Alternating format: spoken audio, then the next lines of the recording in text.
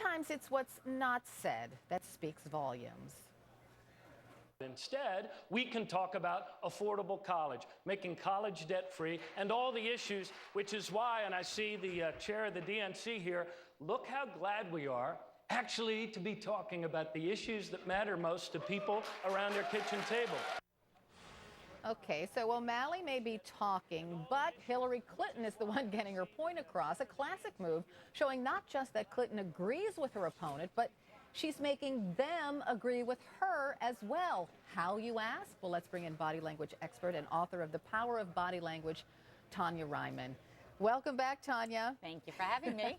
Okay, so let's start with Hillary's manic nodding. Right, yeah. What does that mean? So, typically, if I'm talking to you and I do this, what's going to happen? You're going to nod, right? Because we tend to mirror nodding right now, exactly. right? So what that does is it actually gets you more along the lines of believing what I'm saying. If you're nodding, internally your brain is saying, hey, yeah, that's right, because I'm nodding yes. So she does this, and it's a technique that well-polished politicians can do in order to get people more on their side, especially the undecided voters. Oh, so in any movement from the candidate who's not talking will direct your attention, right? Right, exactly. Very because, simple. you know, you want to agree because you're constantly nodding your head with her. And she does it really well. Interesting. Okay, so you also noticed that Mrs. Clinton gave a certain kind of smile during her answer to a Benghazi question. Let's watch that moment. And Secretary Clinton, you are going to be testifying before Congress next week about your emails. For the last 8 months, you haven't been able to put this issue behind you. You dismissed it, you joked about it, you called it a mistake. What does that say about your ability to handle far more challenging crises as president? Well, I've taken responsibility for it. I did say it was a mistake. What I did was allowed by the State Department, but it wasn't the best choice. Okay, so she's pretty much smiling in different ways throughout. But, you know, it's not even just the smile. It's kind of tight mouth. In addition to that, though, it's the extended eye closure that you note there. When she's being asked about this, if you see her blink is slow, so she keeps her eyes closed for more than just a few beats. And we do that to block out the visual stimulus. We don't want to hear it, we don't want to see it, and if we don't see it, we can pretend it's not happening. So that's really another thing to help us, that protects us. So we had that, and in addition, that smile, that tight mouth smile, and she's moving her body back and forth, which is like a shift in position to begin with. And so here you could see that there was a great deal of discomfort, and that tight mouth smile just gives it away. That's so fascinating. Yeah. Okay, so you also mentioned Bernie Sanders' face right after he shook hands with Hillary Clinton. Yes, that was classic. So let's take a look at that moment. Enough of the emails. Let's talk about the real issues facing America. Thank you, Bernie. Thank you.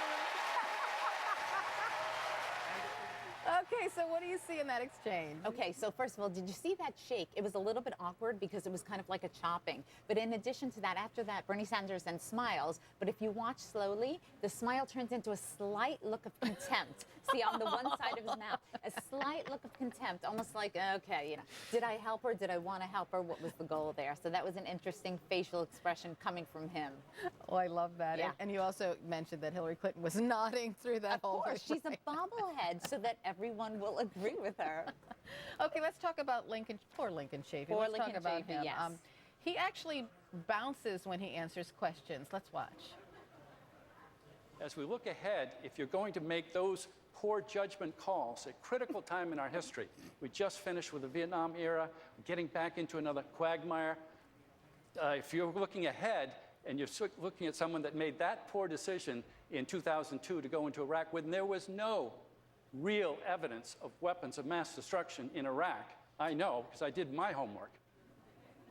Okay. Yeah. So was he on his tippy toes? So what happens is when we feel powerful, we tend to bounce up, right? It gives us that little boost of energy. We're taller, we're bigger, we're more in control. But he's more like dancing. So he swerves and moves, and he moves too much. And when he's answering his questions, he's kind of spinning himself in circles. So even here, when he was trying to make a significant point, you can't take him serious.